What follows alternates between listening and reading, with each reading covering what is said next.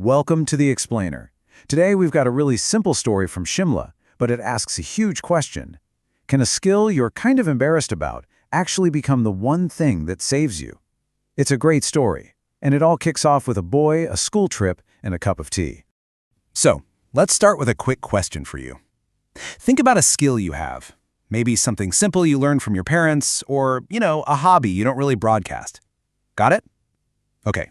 Now imagine that one thing suddenly becomes the most important skill on the planet. How would that change everything? How would people look at you? Just keep that idea in the back of your mind as we meet our main character. Okay, so our story kicks off with a young boy named Suri, and his whole world really is his father's little tea stall. You can just picture it, right? He's there every morning helping out before he heads off to school. But once he gets to school, things are totally different. His world gets a lot colder. Suri's a total outcast. He's isolated, he's lonely, and it's got nothing to do with him, with who he is as a person. It's all because of what his dad does for a living. I mean, this is literally what he hears on the playground. We don't talk to a tea maker's son. And, it's not just kids being mean, it's like a wall they put up. He tries so hard to fit in, to connect, and all he gets back is laughter. And for what? Because of his dad's simple, honest job. And all this rejection, it doesn't just hurt Suri. It really gets to his dad, too. I mean, seeing your son in that much pain, he starts to feel ashamed of his own work. So he actually starts looking for a new job, something more respectable, all in the hopes that it'll finally get his son some friends. But then, something changes. There's a school trip coming up, a trip into the forest. Now, for most of the kids, this is just a fun day out, right? An adventure. But for Suri, this is huge. It's a chance to get away, to be in a new place, far from the sting of the schoolyard. So the teacher lays down the law. 3 simple rules. You've heard them a million times on trips like this. 1, follow the leader. 2, stay together. And 3, do not stop. Super simple, right? But, as we're about to find out, breaking even one of those rules can lead to some really serious trouble. Well, guess who decides they're too cool for the rules? Yep, the same group of boys who give Suri a hard time. They start making fun of the rules and decide to stop for a snack. And get this, they make Suri wait with them because they don't want to be left by themselves, even though he's telling them, hey, we're going to get left behind. And right there, that one little decision to stop, that single moment of defiance, that's where it all goes wrong. Their small act of rebellion starts to turn into something much, much more serious as the sun starts to go down. So what began as just a quick little rebellious snack break, it just spirals out of control. Dusk turns into pitch black night and they realize the path is gone. They are completely and totally lost. To make things worse, the temperature just drops and all their food and water, gone. And that's when the panic starts to set in. The reality of just how bad their situation is hits them like a ton of bricks. They're freezing cold, they're terrified, and they are all alone in these dark woods. This isn't about getting a detention anymore. This is about survival. So what now? There's no help coming. The forest is just getting darker and colder with every passing minute.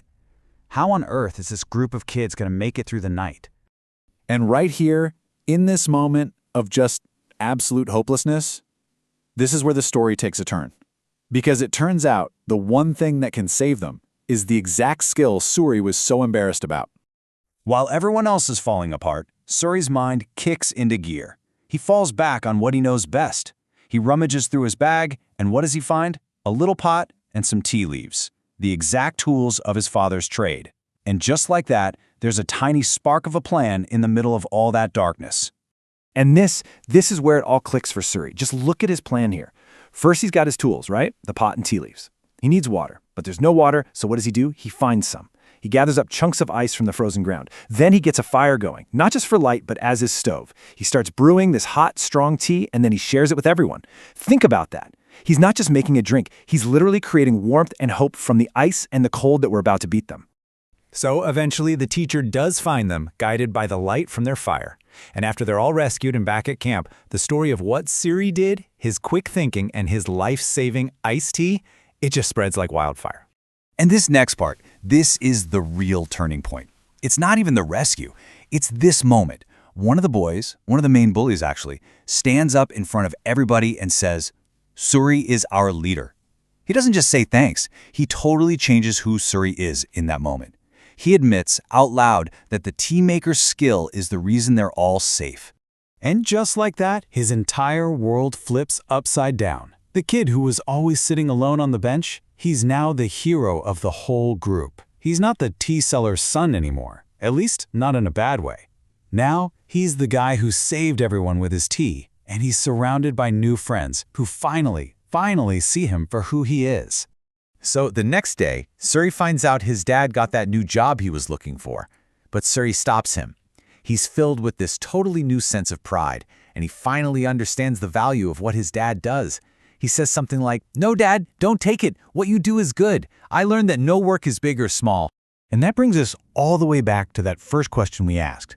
Suri's story is just such a powerful reminder, isn't it? That every job, every skill has dignity and a purpose, even if we can't see it until we desperately need it. So the final question isn't really for Suri, it's for you.